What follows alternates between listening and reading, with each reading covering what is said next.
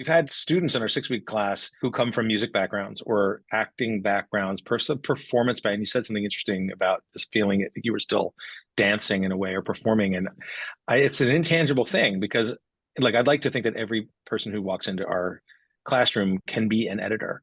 And you can learn it, but there are people that we've encountered who have had this sense of rhythm.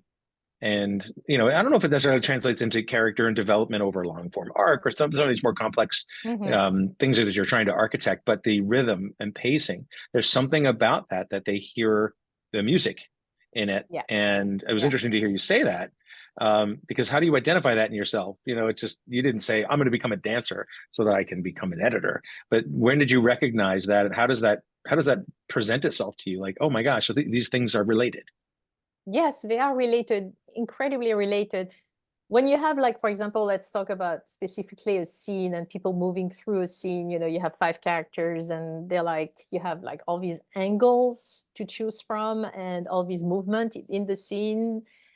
There is a flow that reminds me of moving dancers through on the stage, enter right, exit there, and so this really to me relates on a very primary level. It's the same thing. It really is, in a way, choreographing. Oh, of course, the material already exists, but and you choose from it, but it has that same feeling of movement.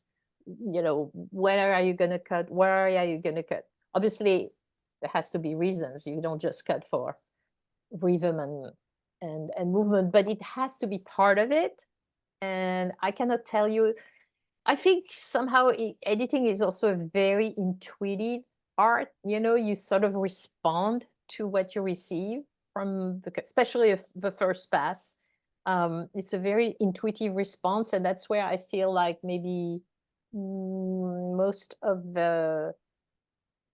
my sort of experience in dance helps me in movement. It's to go through all this material and find a first path through it after you have all these other things that you're trying to build, story. I guess it's also constant. It's within me. It's the way I analyze things, um,